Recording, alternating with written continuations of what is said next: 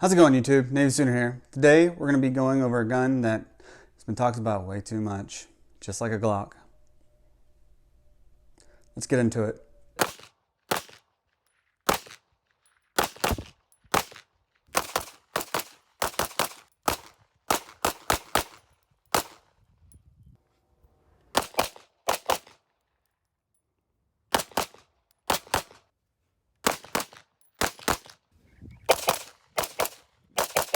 What we are going to be talking about today is the Sig P320. This one is the full size. Now I know that everybody and their father has done a review on it, just like everybody and their father has done a review on a Glock. And you'll probably think, hey, this guy does nothing but AR-15 reviews. How can any other AR-15 be any different? Well, I'm just going over what I think of the P320. Y'all know that I shoot Glocks mostly, and I'm trying not to be biased based on me shooting Glocks mostly. Now, before I actually get into the review, I want to do something. There's a guy that bitched about me touching about my trigger in my Aero Precision 6.5 Creedmoor video, so I'm going to do something here. I'm going to take the magazine out. I'm going to show you the chamber. There's nothing in the chamber. I'm going to keep my finger on it for the entire remainder of the video. Look, no bullets. Trigger is going to stay on the trigger for the remainder of the video for this guy. Showed you that there were no bullets, and well, I'm just going to piss off all of the trigger Nazis out there. The P320 is a striker-fired polymer-framed handgun. It is known for its modularity, and it was introduced in 2014. The one I have, like I said, is the full size. It is 9mm, and there's nothing special about it. It's just the regular old full-size P320. I chose that because everything in Glock is based off the Glock 17, right? So it goes from there, from the different calibers to the different sizes, and it's all basically based off the Glock 17. So the Sig P320 is all basically based off of the regular full-size handgun. You can also get this gun in .40 Smith & Wesson, .357 Sig, and .45. The gun itself is not this whole thing or the frame, it is the trigger pack that is inside of there, which is cool. You can change it out to different frames and different rounds and whatnot, but you can see inside of there that the serial number is the part inside there that is attached to the trigger pack itself. The older brother of the Sig P320 is the Sig P250. It has the same modularity of the P320, but it is not striker fired, it is hammer fired. It kind of resembles the P226 or P229. I think that's kind of what they were going with this firearm, was to make a striker fire that kind of looks like the Sig moniker of firearms. The P250 and the P320 can use the same frames and can also use the same magazines. The P250 was completely discontinued in 2018, leaving the P320 as the winner of the group of those two. It is that time of the video for me to say, can I have some money, please? Yes, I have a Patreon account and I have a Subscribestar account. Right now, I think I'm getting like $7 a month because I only have 3 Patreons, but I do appreciate you 3 Patreon members. It's going to add up in the end, I guess. In a couple of years, I might be able to buy a box of ammo, but it would be really appreciated if more people were able to subscribe to either Patreon or Subscribestar. I know that this is a weird time and it's hard to give up some money, but if you can, I would greatly appreciate it. Thanks. Now y'all know that the M17 and the M18 are based off of the Sig P320 with different changes to it, but overall it's basically the same gun. It beat out the Glock for the contract for being the military's next sidearm. I'm not going to go into the specifics on whether or not the military should have chose that or the testing that was done behind it, which there really wasn't any. Let's just say that the military is using that gun now. When it first came out, the Sig P320 had some hiccups. If you dropped it at a 30-degree angle, the gun would fire. Sig has said that they have fixed this and they are continuing to sell the firearm.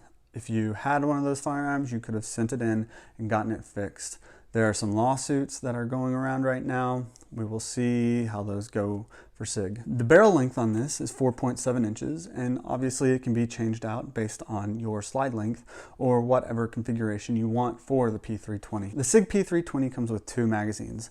These 2 that I got are the 2 completely different magazines.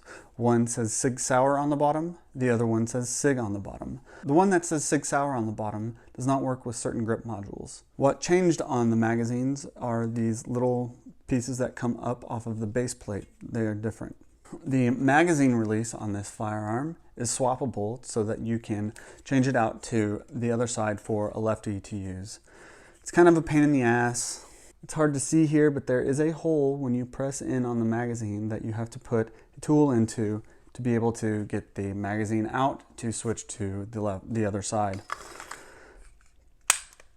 It's kind of a pain in the ass. The Glock kind of wins on swapping out the magazine release, in my opinion. When releasing the magazine, there is positive ejection here. Can't complain about that. Even when it's on its side, shoots out. The magazine releases for me have always been easy to reach on the left side of the firearm, even though I shoot left-handed, because I've always trained that way. I will finish firing and then I will reach back and with my middle finger push the magazine release. Now if I was using it with my right hand, it's still easy for me to actuate if I was able to reach. So if I had it on my left side, I would have no problem reaching up and hitting the magazine release. The slide release on the P320 is ambidextrous. You have one on this side of the firearm and one on this side of the firearm. Now, I am able to use my left thumb to be able to actuate it, but the way that I've been trained, I completely forget that there is a slide release there, or what some people want to bitch about and call a slide catch is there, but I still reach up with my trigger finger and use the slide release whenever I am actuating it. The sights that come on the Sig P320 from the factory are metal tritium night sights. This is definitely a leg up over Glock, because most Glocks, if you don't want to pay a little extra, come with that like square shaped U with a dot, and those get changed out with most people, and most people don't like shooting with those sights. I have no problem shooting with those sights, but I did change mine out anyways.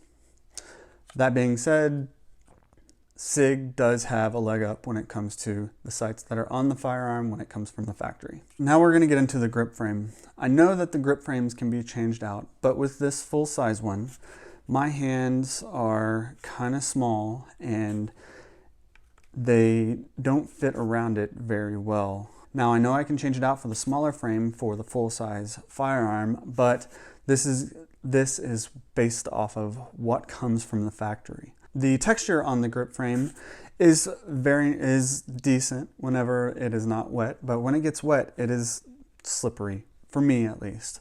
Some people might like it, even if it's wet, it doesn't get slippery for them, but in my testing, it was slippery for me. The beaver tail on the grip is kind of a Sig staple. I mean, they, like I said before, they kind of wanted to keep with what Sig basically looks like with their firearms, and they did. It's a pretty nice looking gun. The problem is with this beaver tail here, I can't get my hand up there, and with the bore axis for this firearm is very, very high for me, and it's very, very high for most people. Some people complain and say bore axis isn't anything and that it's not that big of a deal, but for me it is. It feels like I have more muzzle flip because of the high bore axis with this firearm. It is much higher than the Glock, which the Glock wins when it comes to the bore axis, in my opinion. The slide has forward and rear serrations on it. Now people want to press check their firearms. I don't press check. It's nice for people that do that, so yeah, there's 4 slide serrations, makes no difference to me. The takedown for this firearm is for the FUDs out there, I believe, the ones that are scared to pull the trigger when it comes to even being an empty round in the chamber. They're like, well, you're supposed to treat every gun, even if you know that there's no round in it, as if it's loaded, so therefore you shouldn't have to pull the trigger whenever you're taking it down. Shut the fuck up. If you've checked it multiple times and it hasn't left your hand, and you know that there's no fucking round in there, guess what? It's okay to pull the fucking trigger. I've checked this multiple times. I'm showing you on camera right now. It didn't fucking shoot. So, in my opinion, the takedown for this is not as adequate as the Glock's takedown or takedowns like the Glock. Now, it's not very hard, but I do have one issue with it. The lever for takedown is very, very stiff. Now, I know I might just be a pussy, but I still think that the takedown lever is very stiff, and it doesn't need to be that stiff. Now, those FUDs would come out and be like, it's done that way so you can't accidentally pull the takedown trigger while you're using it. The takedown doesn't need to be that stiff. Just saying. The trigger on the firearm is very meh, in my opinion. It does consistently pull at 5.5 pounds. I tested it on my wheeler and it was right around the same exact spot every time. Sorry I don't have a digital gauge, but I use a wheeler. It's good enough for me and what I use it for. But the firearm does consistently pull at 5.5 pounds. Now, the trigger on the firearm kind of feels like when you're working up to blowing and it does happen and you're like, well, I mean, it was an orgasm, but it was a shitty one. I mean, it just kind of feels like a dongus whenever you do it, and there is some creep throughout the trigger pull. I don't really notice that little dull feeling whenever it is fired when there are rounds in it and I'm actually shooting the gun though. There's almost no travel in the firearm after you pull the trigger, and the reset leaves something to the imagination. I mean, it's not a bad reset, it's not a good reset, it's just a reset. Now, I understand where Sig was trying to go with this, almost like an AR-15, the modularity, where you can buy one trigger pack and just change things on a whim based on how you want to shoot. The problem is, some of those conversion kits are almost as much as just buying a brand new gun, which, I mean, I'd rather have a new gun than just switching out the trigger pack to other ones. That way I just go pick up another gun, use it, instead of, hold on guys, I gotta change out my trigger pack. Now, in communist states where you can only own a certain amount of handguns, this could be an option where you can change it out for different calibers, different sizes, and everything. The funny thing is, I think this was looked upon for California, but guess what? It's not on California's approved list, so that's kind of a moot point. Now, what Sig should have done, in my opinion, was sell the trigger pack individually. Like, don't sell it with the frames. Buy the trigger pack and you order the frame and the grip module how you want it. If they would have sold the full size with the smaller hand grip, that would have been perfect for me, but they don't do that. So I have to go buy a whole nother grip module with the smaller hand size for the full size. I understand that it's only like $30 to $40, but still, it's something extra that I have to buy for it to fit me properly. So I'm gonna be like, well, why don't I just go get something that actually fits me, rather than me buying this and going and buying another frame module. Overall, it's a good gun. I had no issues with it when firing it. I had no malfunctions, and it was still fun to shoot. The only thing is, I shoot Glocks more, so I like Glocks more. If I had more trigger time behind this, I might like this more. If I had the grip module that I wanted, I might like it more. It's just, for me, I like the Glocks more because I've shot them more. Now, don't get me wrong, this is a very good gun, and the military is using it. They wouldn't have just picked something that wasn't good. There's a fight out there saying that this could be the Glock killer, and then every time a gun comes out, they're saying, oh, is it the Glock killer? Well, guess what? No, it's not the Glock killer. The only thing that's going to kill Glock is Glock themselves, releasing things like the Glock 44 or the Glock 45, which is the Glock 19X without the little lanyard loop on the bottom and it's black. I mean, like, make a big deal about releasing the 45 and after you've already released it just in a different color and doesn't have a lanyard loop, and then releasing the 44 and it having the issues that it's been having. Well, that being said, Navysooner out. And guess what? I've kept my finger on this throughout most of the video and nothing happened bad.